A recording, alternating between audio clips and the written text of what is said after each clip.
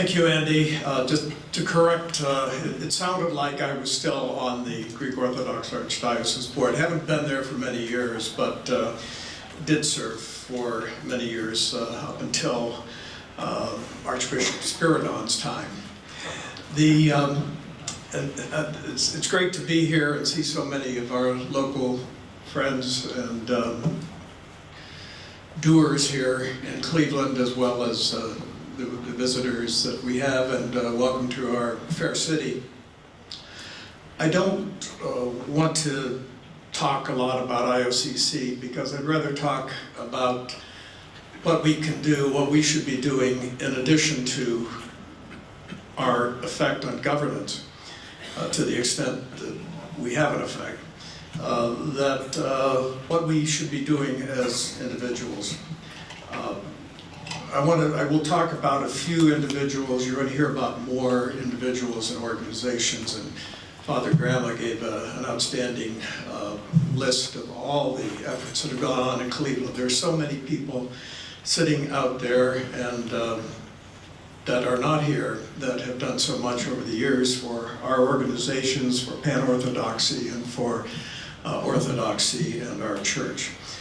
So, forgive me for not knowing enough about all the other jurisdictions other than Greek Orthodoxy. I think the extent of my knowledge about persons from here who've served on national boards, I believe Mitch Zunich was a member of St. Vladimir's board at one time.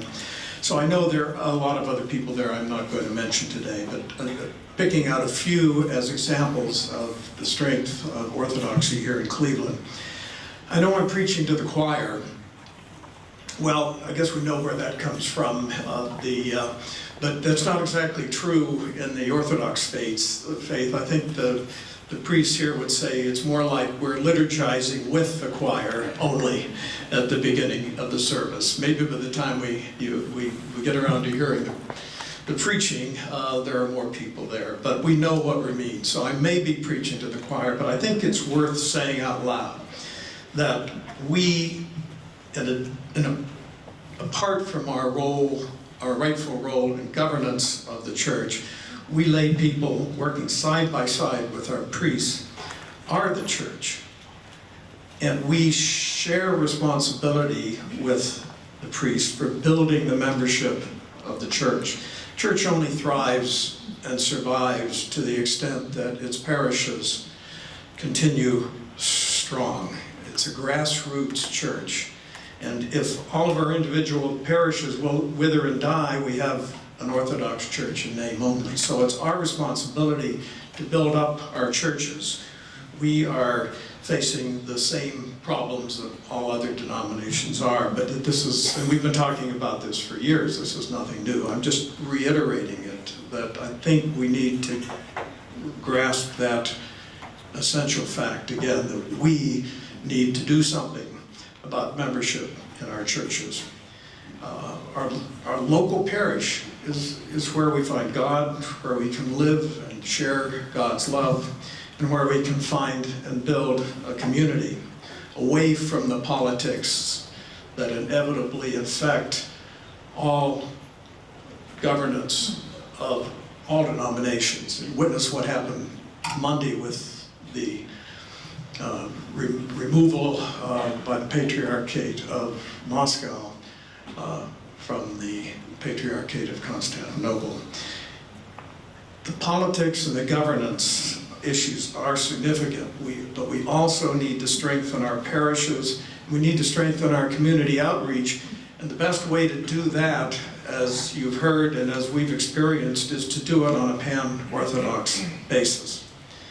Therefore, I first want to celebrate all those who do hours of service and weeks and months and years of service who never receive official recognition, because those are the foundation of this religion. And we need to recognize all those who serve in quiet ways. But there are our true Cleveland heroes. And you are all heroes in your communities. And I salute that. So let me talk about a few of individual people. And I'm not going to say a lot about most of them because you're going to hear more about them. You're going to hear more about Andy Cartelis, who's been a stalwart with OCL for these many decades. But he has done some other things locally that you'll hear about in a few minutes. You also need to meet John and Helen Collis. Dr. John and Helen are sitting over here. Raise your hands. Right there. John was a member of the Greek Orthodox Archdiocese for many years, the council. And he was also an early member of Leadership 100. He and Helen were great friends of Father Peter and Marilyn Gilquist. And in the early stages of their friendship, Father Gilquist began talking about the need for an Orthodox Bible. And the Collis' enthusiasm and their financial support helped him organize the effort that produced that gem that we all know as the Orthodox Study Bible. Leadership 100 was also a supporter of that work. Speaking of Leadership 100, I would be remiss not mentioning the late George Chimples, another Clevelander. He was a mentor to me, really introduced me to the national leadership of the Orthodox world. George served as a trustee of the Archdiocesan Council for many years, and he was an early supporter of Leadership 100. He convinced me to join Leadership 100, and then a few weeks later recruited me to prepare the bylaws. So that had a Cleveland connection, and you couldn't say no to George, as those who remember him know. And Cleveland's most recognized Orthodox stalwart is Alex Machaski, and Alex does send his greetings to all of you.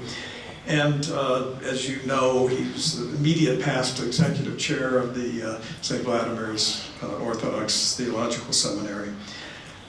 He's the only person I know who has been 8 times to Mount Athos. Is there anyone out there, other than clergy, who has been there more than 8 times? Okay, speaks for itself. And I took the clergy off the hook because I said other than clergies. What I'd like to tell you is that a little bit about Alex. He served on the board of OCN for many years. He recently, you may not have been aware of the fact that he was chair of the communications committee of the abortive effort to unite the Orthodox jurisdictions in this country. And last but certainly not least, as you've heard, Alex served as chairman of IOCC for 4 years, traveled to 11 countries overseeing the humanitarian efforts. Alex succeeded me as chair, so the Cleveland has chaired IOCC for 9 of its 26 years. Although we may not see Orthodoxy in our lifetimes become unified, we have 2 national organizations that play a role in this, in addition to their main purpose. One is OCMC, and I don't need to describe what they do, but together these 2 organizations show that when we work together, sharing our faith, our treasure, our talents, with the world, we can accomplish amazing, remarkable results.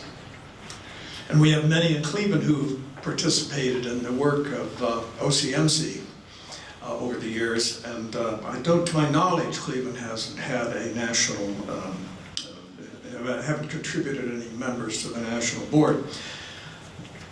So IOCC, on the other hand, Cleveland and Clevelanders have been deeply involved in the founding of IOCC and its growth. From the very beginning, we had I remember one meeting here in Cleveland, and many subsequent meetings. We envisioned IOCC as a proving ground for what we all expected 25, 26 years ago would become the eventual unification of all Orthodox jurisdictions. Today, if you go to the IOCC website, you'll see this statement, quote, IOCC started with the idea that Orthodox Christians of all jurisdictions and all ethnicities could come together to answer Christ's call to serve those in need. It was collaboration across jurisdiction and a central pan-Orthodox spirit that has formed IOCC's identity and been responsible for its success. IOCC continues to represent the unity of the Church, not only in the United States, but also around the world. Suffice it to say that we held early formation meetings here in Cleveland in 1992. We met with the United Church of Christ, who had just moved from their Manhattan headquarters, moved their entire national board to Cleveland. We met with them to learn about their international aid programs. I drew up the bylaws and we incorporated and as a 501c3 organization under SCOBA. And many years later, in 2006, at a board meeting at the Plain Dealer here in Cleveland, we organized IOCC Foundation to help ensure that IOCC's work would continue far into the future. Since its founding, IOCC has worked in over 60 countries and given over $660 million in relief and self-help programs. One final point, Cleveland and Chicago were the very first IOCC metropolitan committees, and many men and women in Cleveland and obviously in Chicago have worked tirelessly all these years and continue to work to raise money to support IOCC's life-saving work. So there you have a brief, and I believe it's an inspiring program of what individuals can do to strengthen our church and to help those in need. And we need to put our faith into action, bringing Christ's love to the world and striving to make the world a better place for us all. Thank you.